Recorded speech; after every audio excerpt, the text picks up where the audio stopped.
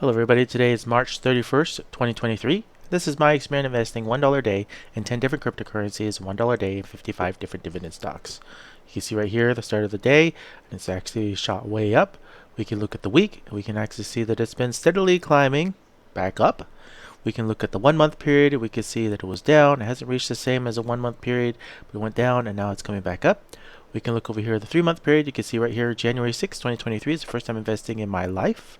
We can see February 20th, 2023 is when it started to decline and go down. March 11th, 2023 is when the Fed decided to bail out Silicon Valley Bank. Then Credit Suisse went under, and then they decided to bail them out. And then the Fed announced a 0.25% increase, and now it's climbing back up. But that's not to say that it won't go back down. If you enjoyed this content, please feel free to smash the like button. Don't forget to subscribe and go ahead and leave me a comment. I'll be posting at least every Monday, every Friday, and sometimes throughout the week. Now if you look over here, and you can see right here, Bitcoin is up pretty high. I'm assuming that people are taking their money out and putting it in Bitcoin because they're assuming that the Fed or somebody's going to probably print more money. So they're trying to hedge inflation. But one of the ones in cryptocurrency hidden here that's surprisingly enough is XLM. XLM is also seeing almost near the same gains as cryptocurrencies based on my investments. Now, I'm not here to tell you to buy or sell any of your assets. I'm not a financial advisor.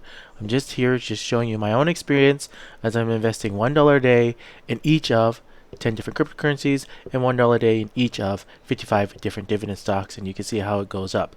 Now a lot of these up here at the top I organized it are finance ones. Down here you can see enterprise products is going green, so this one is just I think that's a finance one. PNW, and then ETR, SO. These ones down here are also in the green for my investments, for my total income, for my total investment. Then you have CAG, Coca-Cola. These are materials and goods. Coca-Cola is up. You can see over here, STX, Cisco, ABBV. And then these ones right here. These ones are not doing bad either. These are the ones that pay me reoccurring every single month. Now let's come over here. Let's actually change this right here. Let's look at this for today's return. Let's just see how it looks for today's return. Now today's return alone, you can see right here how much I'm getting just from today alone as it increases itself, and then yesterday was also a mainly green day as well, as so as Wednesday. Now I did post that on an earlier video, and you can see that most of them are climbing up in a sense, just pennies here and there for a lot of the different stocks. Now that's not to say again that things might not change, and there's a whole lot of uncertainty going on right now in the world. For example, today or mainly yesterday, so yesterday evening I find out that I'm going to be losing my boss and I'll be getting a new boss, and this will be like the fourth boss I've had in less than 6 month period, and it keeps changing in and out. So uncertainty is definitely a big, huge rise right now as to, will I still have a job? Will I not have a job this year? But you know what? That's not something that I'm worried about. I'm excited for the future, for whatever it holds. I mean, yeah, granted that you have to learn a new boss, you have to get to know them. But when you're looking at stocks, and how I'm going to relate this to stocks, is you come over here and you look at my history right here. I'm guaranteed paid, as of right now, all of these dividend payments. And I have my own goal. I have my own sets of where I will be. Now February, the uncertainty when I started investing in January is I didn't get paid anything until the February mark. And then in March, all of a sudden it just exploded. And you can see right here, and once I get the totals of exactly how much I get paid after today, I'll show the results of exactly how much I get paid for the month of March in dividends, with just investing $1 a day each in 55 different dividend stocks. And then you can see right here in April, I'm already also going to get set to paid as well. So it's pretty exciting in that sense of, I'm building my way toward a passive income. I'm building my way toward a retirement to be able to get money. And if it does well, and it may not, right? I had planned for the market may drop 30 to 60% this year, if not more. And so this money that I put in, I'm treating it like going and playing in the arcade, right? I stick my money in and I'm playing the game.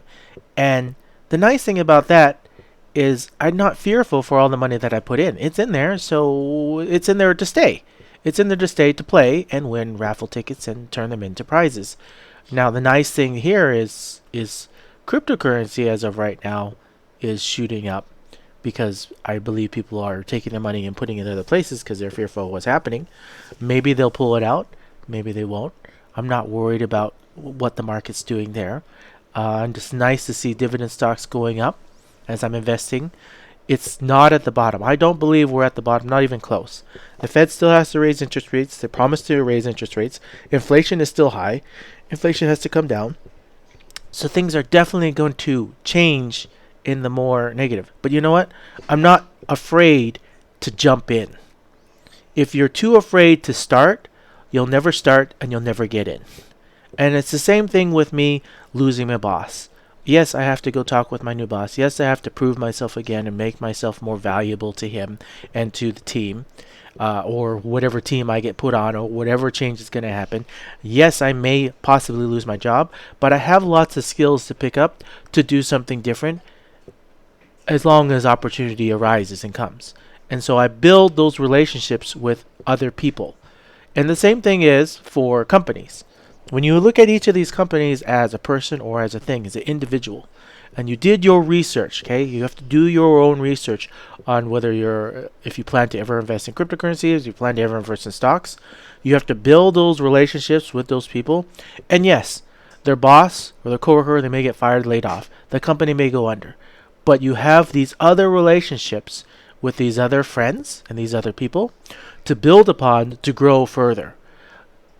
One person, bad person, or something goes out of your life, bring in a new one. Don't just quit and get off the bus. Don't just quit and get off your horse or stop playing. You have to get back on and you have to keep playing if you want to and plan to get ahead in this world. Now, yeah, maybe I've never invested, but you know what? I've saved my entire life. I've been saving money and I've always been building up money to where this point, this money means nothing to me. It's there. I mean, it means something to me, but it doesn't mean anything to me for affecting my finances for the next 20 or 30 years, right? It's there to invest to become bigger. If you can't afford to invest and you're living hand to mouth and you're spending your money on who knows what, right? New fancy cars, a fancy phone, or maybe you can't even afford any of that. Maybe you're having a hard time just even buying food. If you're in those situations, think outside the box of what you can do to improve your life, improve your finances, so that you can get ahead in this world. I was like, oh, but I'm already working 3 jobs, inflation's so high. If you're only thinking about the bad things and not thinking about the good things, then you won't be able to think outside the box. Now take these 2 life examples, okay? I'm going to relate to Robert Kiyosaki's life. When he was younger, right? He had a rich dad and he had a poor dad. His rich dad taught him, and one of the most important lessons at the very beginning is he worked for free, for nothing. Now, I didn't read that book until I was much, much older, until well into my 30s. But when I read this book, it related to myself because when I was younger, to become an electrician, I had to go and ask for around an 8-month period. I had to ask him. The first time I asked him, he says, oh, no, I don't have any positions. And I waited and I waited, and I was persistent. And I asked again on a 3-month period. He says, no, I don't have any positions. Then my 6-month period, I asked again. And eventually he says, okay, maybe I'll give you a shot and try. Call me back in 2 months. And then on the 8th-month period, I called him back.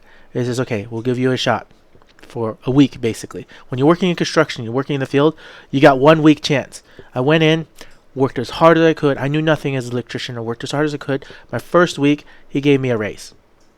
Okay? And then after my first week, he kept me on. I kept working hard. I kept doing good. And then he gave me another raise in my 3-month period. And then he gave me another raise around my 6-month period. And he kept me on. Now, the reason why this is significant is because I've seen a lot of other people get hired in in construction and working as an electrician. They get hired in, you work for the first week or even the first 3 days, and then the boss goes, here's your paycheck, don't come back tomorrow. Like that's real life here, okay? If you don't work hard and you don't step it up, then you don't make it anywhere. But how I'm relating to this is I offered to get in as an electrician to work for free. Absolutely free. I didn't care about the money. I wanted to learn to become an electrician. I wanted to do that. That was something I was interested in. That was something that I had a passion for, and I was willing to do it 100% for free. I wasn't there for the money. I was there to do it. And I learned how to increase my income from there. It was hard work. And yeah, I didn't have money in the beginning, but because I had my passion and I worked hard and I did it and I thought outside the box and I started doing other things, such as selling my collectibles or trading with other friends or just trading for food alone, right? Because look around you, you may have something that's of value to somebody that can get you food or get you something. So think outside the box, do something outside the box, whatever it is. If you have to work for free to get what you want, okay? And what I really mean what you want, if you don't want to be something or you don't have a passion for it, then you won't be successful in life. If you're just going to work a job just for the paycheck, you're doing it for nothing, right? You have to have a passion for what you want to do. And when you have a passion, the money will eventually come. It may not come today. It may not even come in a year. But if you have a passion and a drive to do it and you're willing to think and put in the effort, things will come. And that's how I'm applying it to here to the stock market. I have a passion for eventually making a passive income with dividend stocks so that I don't have to work so hard anymore. And I have a passion and I did my research and I was like, okay, what is the best passive income for me in my current situation? And I'm so happy that I finally discovered dividend stocks, and I'm so happy that it's actually paying me. And yes, it looks like pennies, but pennies can turn into dollars. Dollars can turn into hundreds of dollars as long as you're persistent and willing to put in the time. Now, I'm not gonna lie. I'm like any other normal person. I looked at this, and there was times of regret or times of, oh, should I really be doing this? Especially in the beginning. January, nothing. February, pennies. I even started coming in and started selling off some of my dividend stocks. Like, I'm not invested in PG anymore. I'm not like in CL. I'm not in it because I only sell one penny. I was like, oh, this stock even worth it? So I sold them. But I learned from my mistakes, and I didn't sell all of them. I just sold a few of them to see, well, what happened. Those are the lower ones. And I waited, and I was persistent, and I got through it, and I kept going. And as time is showing you, some of these are almost close to $1 or more than $1. And once we calculate exactly how much I get paid for the month of March, it may be pretty exciting for myself. So time, persistence, hard work, treating stocks like friends, right? They go in, they come out, make new friends, figure out, and like any friend, you learn about them and you learn about them more, and you learn about their history, and you learn about what they're willing to do for you. These are people, and as friends, and see them as that way, do your research. You wouldn't, if you had kids, right? Or if you have kids, you don't just let your kids go and play with your next door neighbor kid unless they're a good kid, right? You do your research. Or maybe you're not one of those parents and you don't do that. You just mindlessly send your kid to do whatever you want. And yes, there's people that do that in the stock market as well. Well, then you get mindlessly who knows what kind of results, right?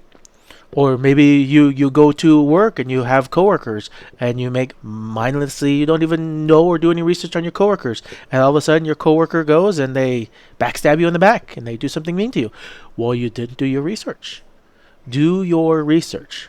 These are individual companies and they are like your friends. If you don't know what they are, don't know what they're doing, then maybe they won't do well for you. And yes, I did blindlessly pick a few, right?